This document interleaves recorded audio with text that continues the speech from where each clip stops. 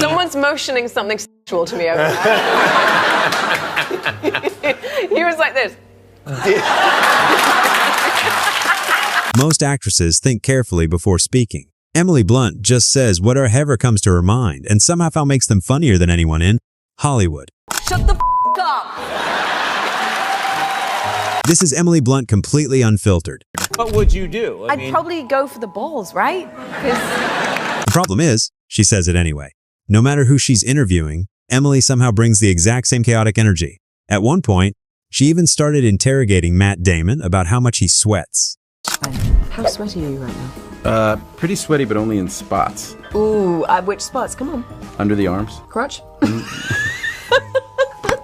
Yeah, when you said it was hot as balls, it's hot as my balls. It's hot as my balls. When you sweat, where do you tend to sweat from? Emily knows exactly what she probably shouldn't say. You like to touch the wood? I love touching wood. And you like to touch the wood 6 times? Yeah, each. Every piece of wood I see. How much wood do you say? A lot. Well, first of all, let me congratulate you on your wood-finding capabilities. Things got even worse once The Rock started bragging about his followers, because Emily immediately turned it into a roast session. Just the most followed American in the world. Listen, it's gross. It's gross. Move on. Next question. So I don't know. God delivered. I signed for it. This is your new favorite, and do you notice it never quite gets a laugh? No. But nobody brings out Emily Blunt's savage side faster than Dwayne Johnson. Welcome to the adventure of a lifetime. No. No, I didn't. Where are you going? Oh no. What do you mean, no? Oh no. All right, enough production. Anyway, enough. so no, listen. The company's doing great. Okay, you're doing. Emily doesn't just roast other people. She's perfectly willing to embarrass herself too. Just listen to the story about her trying to stop a taxi in France. And you went, taxi? And I went, yes! And you went, taxi! Is Simon English, Simon French? Are your kids' friends impressed by what you do? Not really. No. I mean, sometimes the parents try to sort of recruit them. And they're like, that's Mary Poppins. And I'm there in my sweatpants and the kids are like, it's not. Like, really not. Oh, I hope it's not. And somehow, the roasting still didn't stop there. Emily even managed to talk Dwayne Johnson into paying everybody's bill for the entire day. Good news is everything's on DJ today. Every shot, every bit of French toast, every jungle mandarita, it's all on him for the whole day. Right, Tits? All on you. Say yes, and yes, say yes.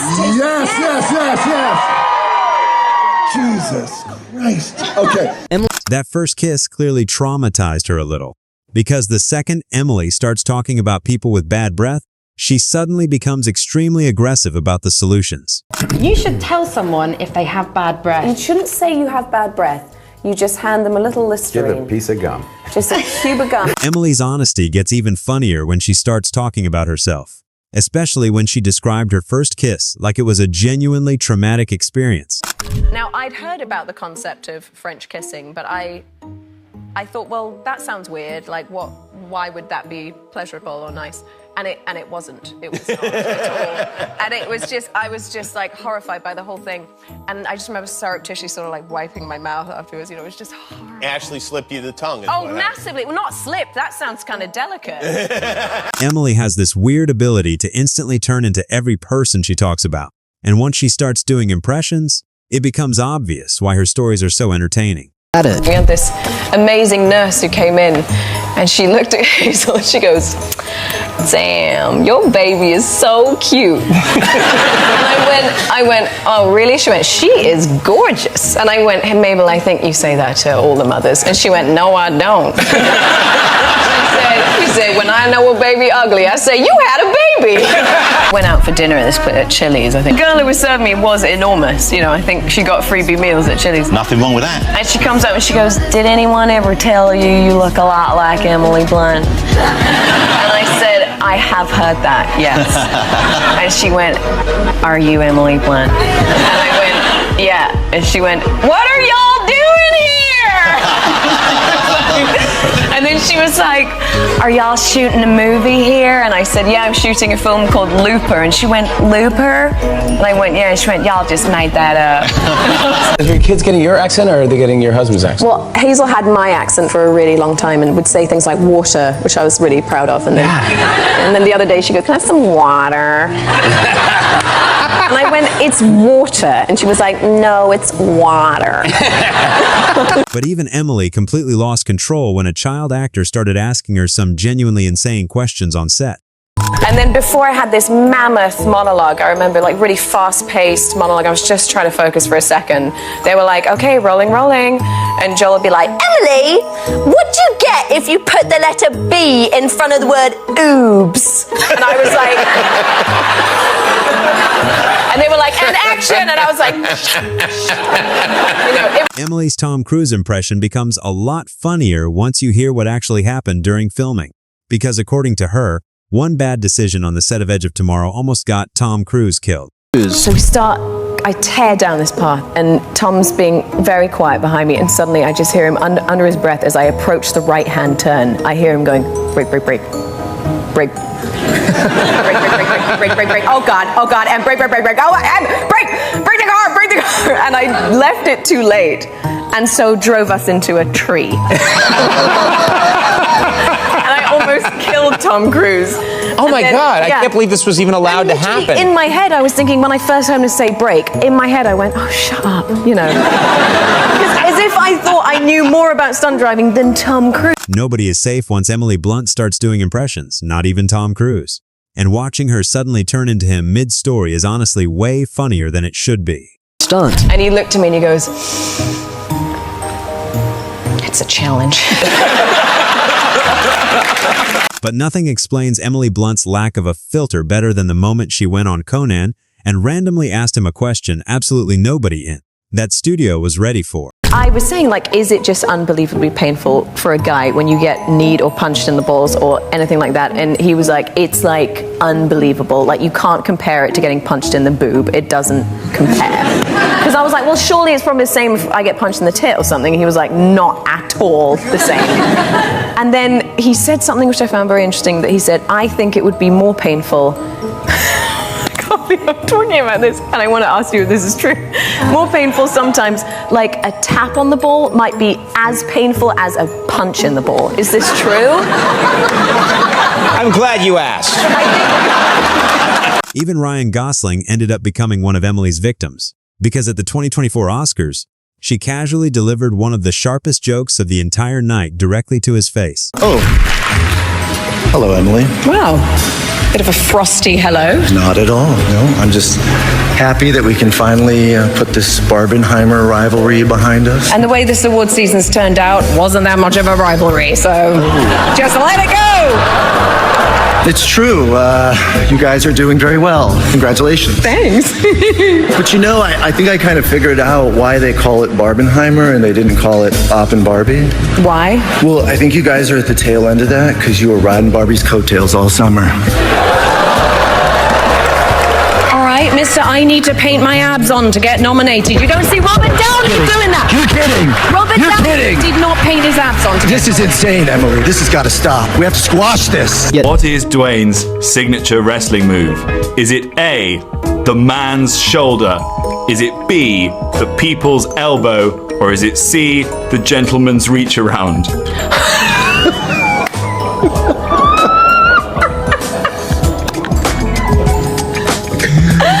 Well, it's the people's elbow. no, it's got to be C. It's actually It's C. not there, the people's elbow. No, it's right in the front. No, it's That's not. where he lands it Balls. every time. Hey, Jack, could you show us what the C looks like? What Can you just show us the gentleman's reach I don't know what it is. What is the gentleman's Show us, reach Jack. around? Wow! Underneath? Through the legs. Sometimes it's not even the joke itself that makes people laugh. It's the way Emily chooses to say it. But you were nervous about it because you had to be semi-naked or Yes. nearly naked with him. Yeah, which is mortifying, obviously, having to do any of those scenes. But, I mean, it was distracting doing it with someone like Tom Hanks, who I've grown up watching, and all I could think of was, like, Splash and Big, and... Oh, no, I shouldn't say that. You don't want to think of that. I post to you guys. TFU. STFU. Shut. We mustn't say it. Very rude. BBC. BBC, keep it fresh. I think you told me that when your mom met Ryan, she was quite smitten by him. So she was like, look very nice in that white suit. I was like, all right. It is weird, like how I was like, you're at a 10 on the creep factor right now, okay? Emily may be British herself, but that doesn't stop her from exposing how painfully awkward British people get when someone compliments them. British people are notoriously terrible at taking compliments. Would you agree? Just like, so you guys, if you really like something, you say, I thought it was quite good. And to me, that is really rude, because in England you say, yeah, it was quite good, which means it was trash. Like it was, you hated it. How does that translate as bad? It's quite. Oh, quite means not quite there? It's quite good, you know. So did people come up to you when you first came to America? People have said, I saw your movie, it was quite good. And I'm like, oh, all right, well, you don't have to tell me that, but like... One of the reasons people love Emily Blunt so much is because she never tries to act perfect. She's usually the first person to make fun of herself, especially when it comes to dancing. Could have been Britney. You could have been Britney? What happened? Why aren't you Britney? Because I realized that I'm not good at dancing. I think Who approached you and tried to get you involved? I don't want to tell you too much because I feel like someone's going to find these songs that I recorded. Oh, you have songs. Do you want to know the name of one of them? Yes, very much. Ring It Up. There's a song called Ring It Up. It will never see the light of day. Did you write the song? No, I can't write. And they said, I think you have a nice voice and I think that you could be a pop star. I said, I can't dance. They said, don't worry about it. We'll teach you. It didn't work. I tried to learn. And then I was doing a play. My first job was with Judi Dench. Oh, wow. Yeah, the dame. And she said, oh no, darling, you can't do both. You can't act and do that. She talked you out of it. She talked me out of it. She was jealous? She put the kibosh on it. Emily Blunt roasts herself just as much as everyone else, especially when she's standing next to Dwayne Johnson and suddenly realizes she looks about 3 feet tall. I would walk next to him. People would take pictures of us kind of walking next to each other on set, and I looked like his child. Well, before I go, I was just wondering really quickly, since you're in a biopic, who would you want to play you in a biopic? Bet you Stanley Tucci can play me well. Yeah. My sister did the funniest joke last night. We went for sushi, and my sister said to him, she goes, it's kind of like my husband's in front of me, except it's like someone went just blew him up. It was like Emily Blunt somehow manages to turn even serious moments into comedy. She even found a way to make becoming an American citizen hilarious, especially once Matthew McConaughey showed up in the same courtroom. I was doing the best I could not to stand next to McConaughey in that courtroom and go, all rise, all rise, all rise. So that's like all he was thinking about the whole time. Getting sworn in with Matthew McConaughey looking on makes you like a double American. Double American. And actually, as I was getting sworn in, I was like this, and I could see him in my peripheral going, like, as he's hearing the things I had to do, things like renouncing my queen. Oh, you had to renounce your queen, yeah. Which is horrible. Yeah, I guess so. Queen Elizabeth was just like... How do you do it? Emily Blunt has a habit of casually admitting things on camera that most people would take to the grave. And somehow, her stories just keep getting weirder. This Fashion Week moment of you and Blake Lively once went viral. Yeah, look at us. Oh my God. Do you remember what you were laughing about?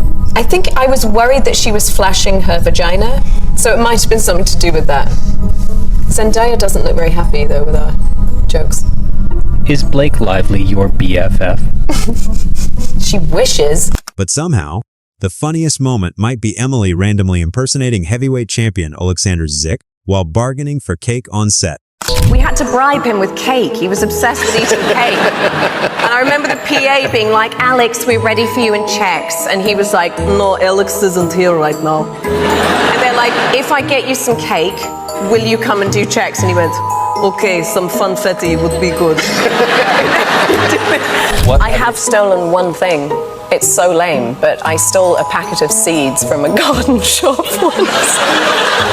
But the second Robert Downey Jr. tried to roast Emily Blunt, the whole thing immediately backfired on him. on him. You said, ignore Emily. She ate a bad clam last night at one Q&A. Ignore Emily. She's tripping on mushrooms at another. Go easy on Emily tonight. She's had a few margaritas. Yeah. Emily's peaking on a weed gummy right now. And ignore Emily. She's wearing a Z-pack of rash cream. No. Listen, here's the thing. This is going to be such low-hanging fruit because I've lost my voice. I sound like I've been raving. I could be on a weed gummy for all we know. How did you lose your voice? Because I was screaming at you to take a Z-pack for your chlamydia that you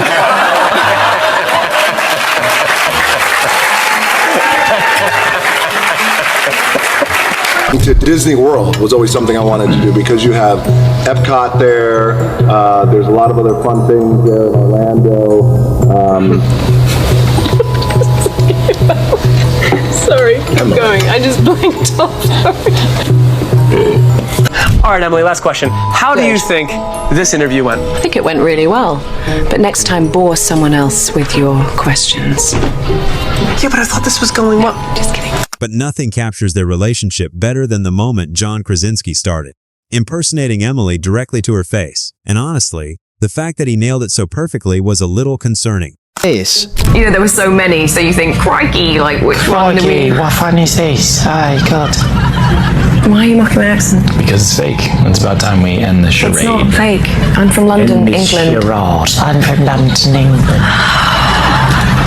You can be a real sometimes. A real Emily Blunt proves that the funniest people in Hollywood are usually the ones with absolutely no filter. What was the funniest Emily Blunt moment in the video? Tell me your favorite Emily Blunt moment in the comments, and I'll see you in the next one.